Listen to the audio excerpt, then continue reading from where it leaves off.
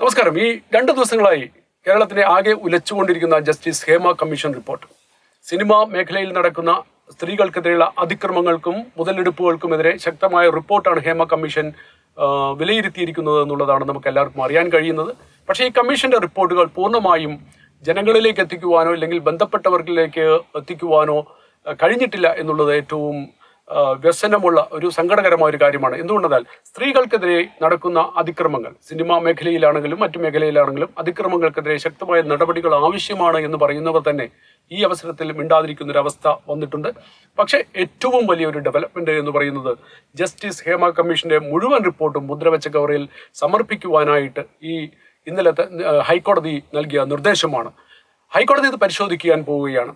സാധാരണയായി നമുക്കറിയാം റിപ്പോർട്ടുകൾ പല റിപ്പോർട്ടുകളും ഒന്നുകിൽ അത് പ്രസിദ്ധീകരിക്കാതിരിക്കുക, അല്ലെങ്കിൽ അത് ഭാഗികമായി പ്രസിദ്ധീകരിക്കുക, അല്ലെങ്കിൽ തൻ്റെ തൽപര കക്ഷികളെ മാറ്റി നിർത്തിക്കൊണ്ട് ആ റിപ്പോർട്ടുകൾ പ്രസിദ്ധീകരിക്കുക എന്നീ ടാക്ടിക്സുകളാണ് ഭരണകക്ഷികൾ എപ്പോഴും എടുക്കുവാറുള്ളത്. പക്ഷേ ഇതിന് വിപരീതമായി കൊണ്ട് തന്നെ ഇത് തന്നെയാണ് തുടർന്നു പോന്നിരുന്നത്. പല ദിവസമായി നടന്നിരുന്ന ഡിബേറ്റുകളും മറ്റു കാര്യങ്ങളും സിനിമാ മേഖലയിലും പുറത്തു നടന്നിരുന്ന ഡിബേറ്റുകളും എന്തൊക്കെയോ ഹേമ കമ്മീഷൻ റിപ്പോർട്ട് പറഞ്ഞിട്ടുണ്ട് എന്നുള്ളതിൻ്റെ അടിസ്ഥാനത്തിൽ മാത്രമായിരുന്നു.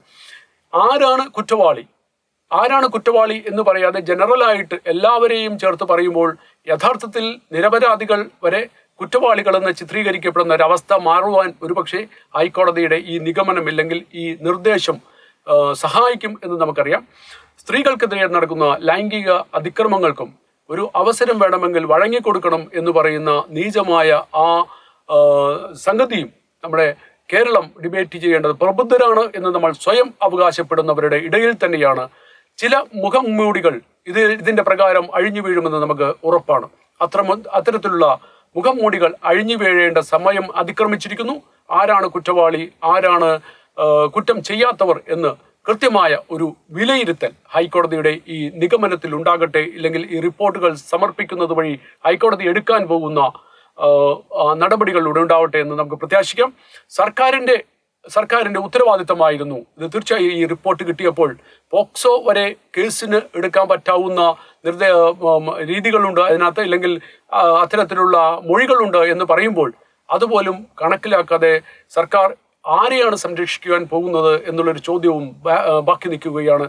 ഒരുപക്ഷെ തൽപര കക്ഷികൾ, സർക്കാരിന്റെ ബന്ധപ്പെട്ട് നിൽക്കുന്ന പല വ്യക്തികൾ ഈ സിനിമാ മേഖലയിൽ പ്രവർത്തിച്ചുകൊണ്ട് അത്തരത്തിലുള്ള പീഡനങ്ങൾ ചെയ്തിട്ടുണ്ടാവും. അവരെ സംരക്ഷിക്കാനാണെങ്കിലും അല്ലെങ്കിലും ഈ ഹൈക്കോടതിയുടെ റിപ്പോർട്ട് അവർക്കെല്ലാവർക്കും ഒരു താക്കീതാണ്. News desk, Swachh Bharat.